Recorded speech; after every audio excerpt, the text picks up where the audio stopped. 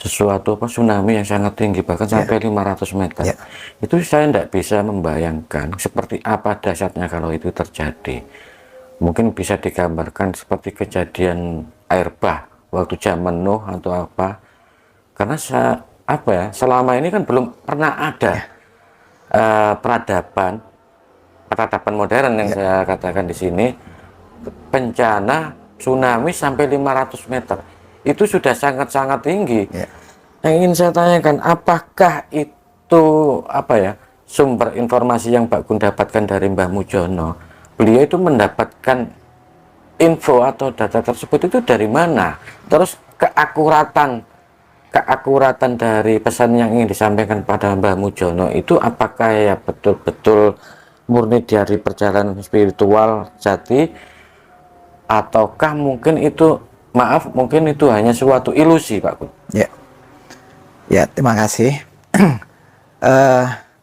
Apa yang disampaikan oleh Simbah itu secara logika saya bisa menerima, dan saya tidak memaksakan orang untuk percaya atau bisa menerima itu. Karena apa?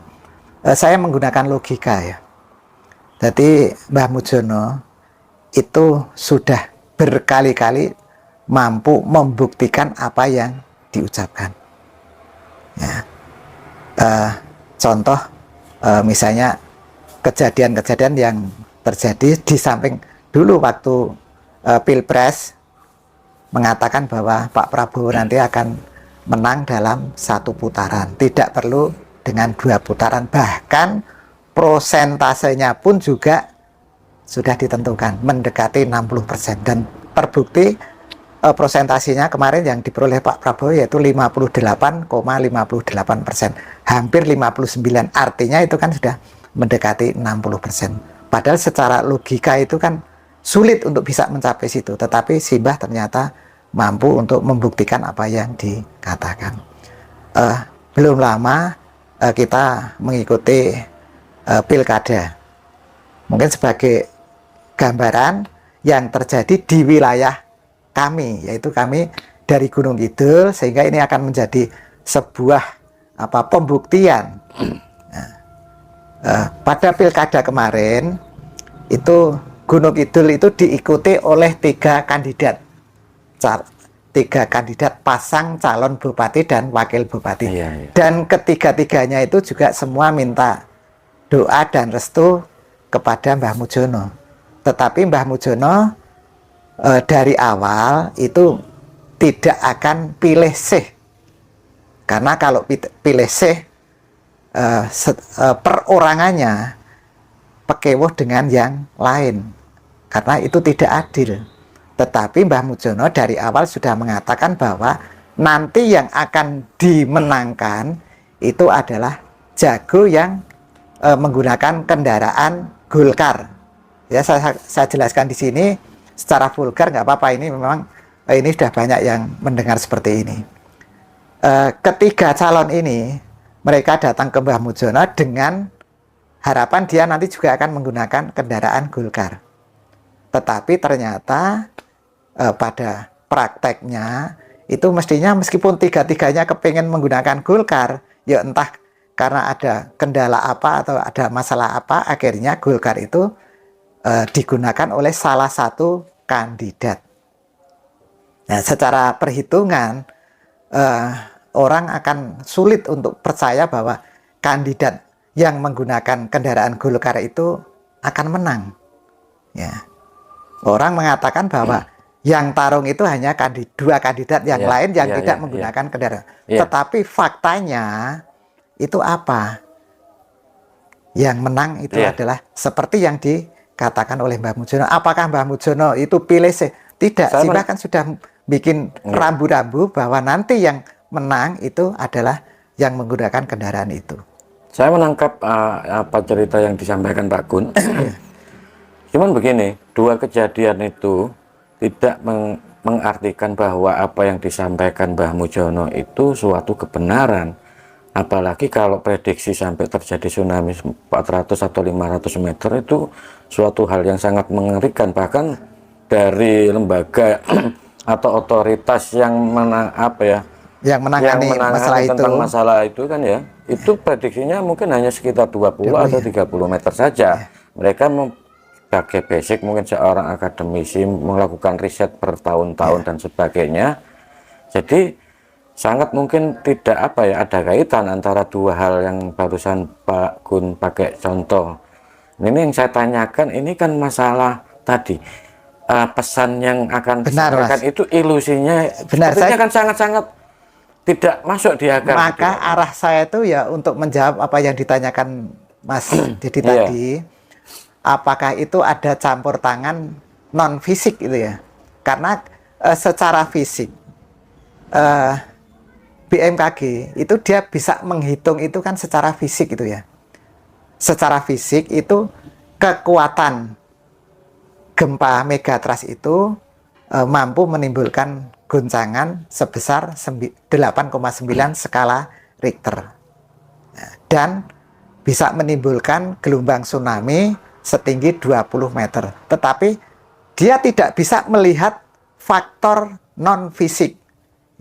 Nah, disinilah karena Simbah itu dia bukan seorang ilmuwan fisika 1 atau fisik, tetapi Mbah Mujono itu adalah seorang ilmuwan metafisik. Dia melakukan riset tentang metafisik atau fisika tinggi atau metafisika, sehingga Simbah mampu melihat faktor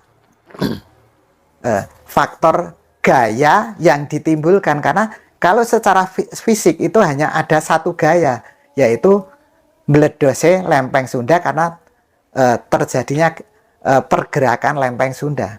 Tetapi Mbah Jono melihat ada faktor non fisik. Jadi ada gaya lain yang bekerja pada lempeng Sunda, sehingga terjadi resultan gaya, mestinya yaitu penjumlahan gaya-gaya yang bekerja pada lempeng Sunda. Satu dari pergerakan lempeng Sunda akan menimbulkan meledos, lah itu ada satu gaya. Kemudian ada gaya yang lain yaitu yang ditimbulkan dari non fisik, sehingga penjumlahan dari gaya-gaya ini yang disebut resultan gaya inilah yang diperhitungkan oleh Mbah Mujono, sehingga ini nanti bisa mencapai kekuatan lebih dari 15 skala Richter dan gelombang tsunami-nya itu bisa setinggi 500 meter. Nah, ini ada dasarnya mengapa bisa seperti itu dengan logika, karena kita bukan hanya logika secara fisik, tetapi kita juga menggunakan logika secara metafisik. Jadi yang terjadi itu bukan hanya secara fisik saja, tetapi ada campur tangan dari non fisik. Demikian juga kalau saya jelaskan dengan keyakinan dari saudara kita, maaf untuk umat Kristen, itu bahwa nantinya akan kedatangan Hakim Agung atau Imam Mahdi yang kedua kalinya. Datang bukan untuk menyelamatkan, tetapi menghakimi orang yang hidup dan yang mati. Terjadi atau kedatangannya itu seperti pencuri di malam yang gelap gulita, sehingga manusia tidak akan bisa memprediksi kapan itu akan terjadi. Dan dikatakan bahwa kejadian itu adalah peristiwa yang sangat mengerikan, belum pernah terjadi dan tidak akan pernah terjadi lagi. Padahal dulu pernah terjadi waktu meledosnya Gunung Tambora, meledosnya Gunung Toba yang sekarang menjadi Danau Toba, ya. Kemudian meledosnya Gunung Krakatau, itu berapa juta manusia yang tidak selamat. Nah, peristiwa yang sangat mengerikan belum pernah terjadi dan tidak akan pernah terjadi lagi. Artinya dengan logika seperti itu, peristiwa itu mestinya lebih dahsyat dibandingkan yang pernah terjadi. Termasuk seperti yang Mas Dedi tadi katakan bahwa zaman Nuh itu semua benua tenggelam oleh air bah. Secara logika saya bahwa pada saat itu gunung es raksasa yang ada di kutub utara itu mencair sehingga airnya itu mengalir menuju ke Katulistiwa, sehingga benua-benua yang ada ini tenggelam. Yang selamat itu hanya 8 orang. Nuh, istrinya, 3 anak dan 3 menantu. Yang semuanya. Nah, itu pada saat kejadian pada saat zaman Nuh dulu, itu hanya terjadi satu bencana, yaitu air bah. Tetapi yang akan terjadi ini adalah 2. Pemicunya aja meledosnya lempeng Sunda. Lah, bencana yang terjadi adalah api dan air. Api yaitu material vulkanik yang ada di perut bumi itu akan keluar lewat gunung-gunung berapi yang ada di seluruh permukaan bumi, bukan hanya di tanah Jawa, tetapi sekupnya ini adalah bumi. Semua gunung berapi itu meletus, material vulkaniknya itu akan menyelimuti bumi. Padahal itu material yang panas dan beracun. Siapa yang mampu untuk bertahan dari kondisi seperti itu? Kemudian disusul lagi dengan gelombang tsunami yang begitu besar. Bukan hanya seperti yang diprediksikan oleh BMKG. Maaf saya potong Pak Gun. Barusan Pak Gun menjelaskan tentang akan datangnya, akan turunnya seseorang pencerah Imam Mahdi atau siapalah namanya, avatar dan sebagainya, banyak penyebutannya di situ.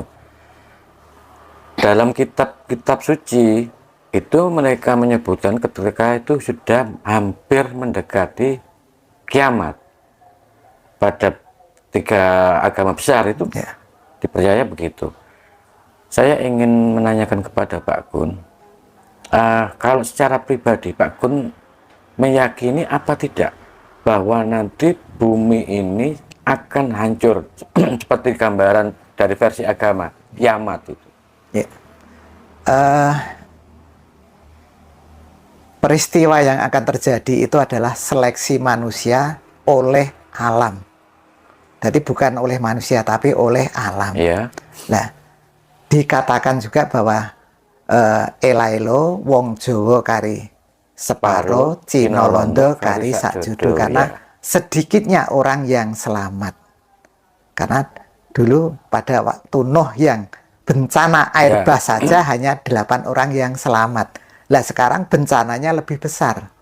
Tetapi bukan bisa kita katakan bahwa nanti yang selamat lebih sedikit dibandingkan zaman Nuh, enggak. Karena sekarang sudah ada metode bagaimana kita bisa selamat menghadapi bencana yang seperti itu. Secara fisik kalau kita tidak memiliki ilmu pengetahuan bagaimana kita bisa menyelamatkan itu, ya mestinya kita sulit untuk bisa selamat. Karena sekarang ada teknologi ya yang diciptakan oleh manusia, yaitu manusia mampu bikin pesawat olang-alik. Ya. Nah, kalau saat kejadian orang-orang yang mampu menciptakan teknologi dan dia melakukan penerbangan ke bulan, karena untuk stok makanan fisik dengan kapsul itu mampu bisa bertahan dalam waktu mungkin berbulan-bulan. Jadi dia karena sudah tahu bahwa itu akan segera terjadi, dia dengan pesawat yang diciptakan itu, pesawat orang, dia kemudian menuju ke bulan, bertahan di sana dalam beberapa bulan, dia akan mesti selamat, Mas. Karena dia tidak ada di permukaan bumi. Karena yang kena itu adalah di permukaan bumi. Karena di sana mungkin material vulkanik tidak akan bisa nyampe ke sana, sehingga udara yang dihirup pun tidak tercemar oleh material vulkanik dan racun. Ada juga teknologi metafisik, yaitu manusia yang mampu membuat teknologi metafisik, yaitu dengan apa? Membangkitkan kendaraan dan reaktor jiwa yang berada di tulang ekor ini, maka dia akan bisa selamat juga menghadapi